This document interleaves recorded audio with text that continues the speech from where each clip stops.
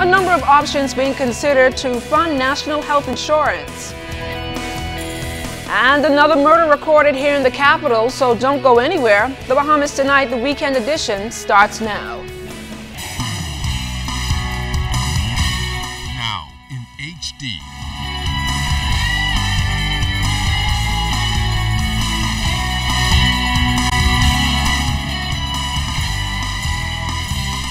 ZNS Network presents The Bahamas Tonight.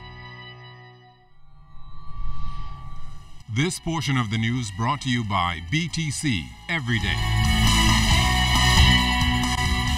Good evening, everyone. I'm LaDawn Davis, and welcome to the Bahamas Tonight, the weekend edition. Thanks so much for tuning in. Topping the news tonight, earlier this week in the House of Assembly, the Minister of Health, Dr. Perry Gomez, announced that national health insurance is expected to roll out next January. With the price tag estimated to cost hundreds of millions of dollars annually, how this new universal health care program will be paid for has not been revealed by the government. But the Minister of State for Finance, Michael Halkitis, says several options for the rollout are being considered. There are several, there are two proposals basically, one called a single pay and one is a multi-payer. The multi-payer individuals can maintain using their current, if those 30% of the public that does have health insurance, they can maintain that, or the single payer where there is one provider, which is the National Health Insurance Scheme, and individuals will be able to get a level of care under that scheme, and those who want to have enhanced care,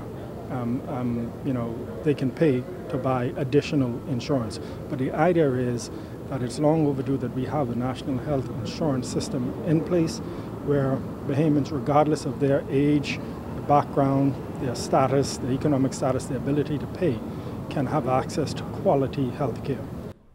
In just a matter of days, 10 criminal courts in the Supreme Court will be operational to assist in reducing the backlog of cases in the judicial system. The Chief Justice has advised the Attorney General that 4 justices of the Supreme Court, including newly sworn-in acting Justices Cheryl Grant Bethel and George Gregory Hilton, will be sitting in those new criminal courts for the first time on Monday, March 2nd. Attorney General Allison Maynard Gibson gave ZNS News an update on upgrades to the new criminal courts in Bank Lane. That used to be the Magistrates Court complex. It's in the area of the Police Staff Association and the Criminal Records Office. That the Criminal Records Office actually used to be in part of that space. It has been completely renovated, made state-of-the-art courts with everything is digitized. There's video conferencing capacity, etc. And so we're looking forward to 21st century delivery of justice in the Bahamas. Now, the Attorney General also talked about changes that are still ongoing.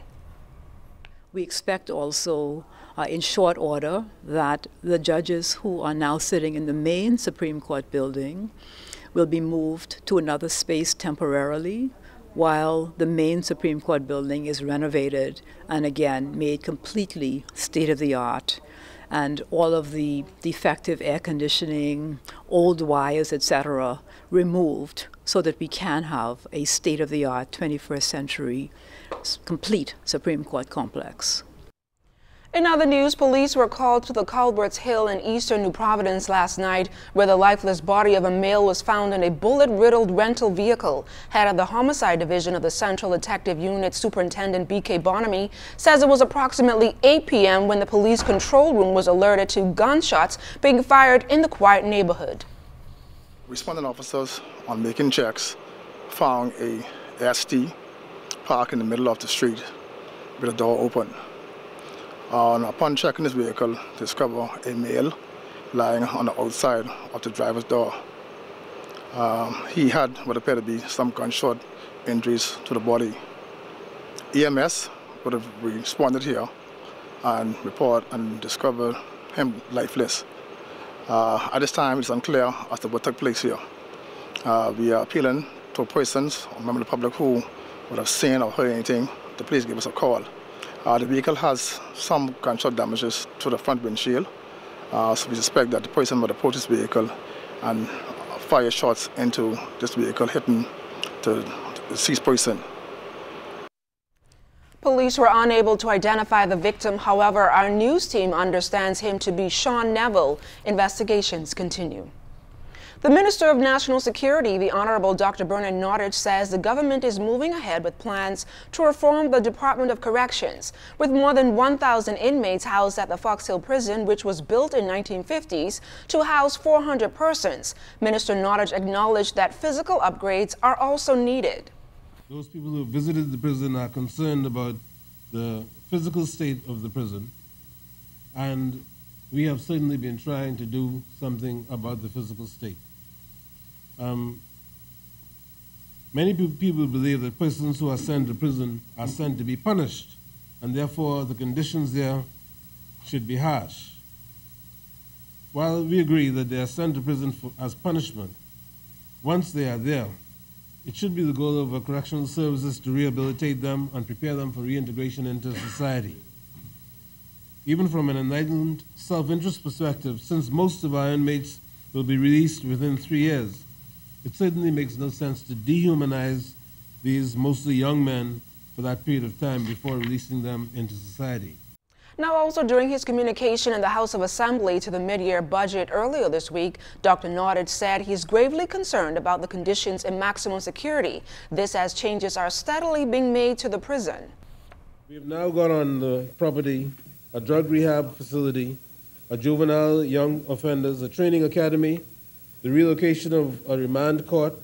There's a remand court out there, Mr. Speaker, which means that persons who are on remand and for whom a trial date is not set, the judges can go to the prison to see them, or they can be seen by video conference. But you can see over here we have a baseball field. That caused a problem because there are people who don't think that you should be providing this kind of facilities. But this was built by the prisoners themselves under the tutelage of Senator Greg Burrows.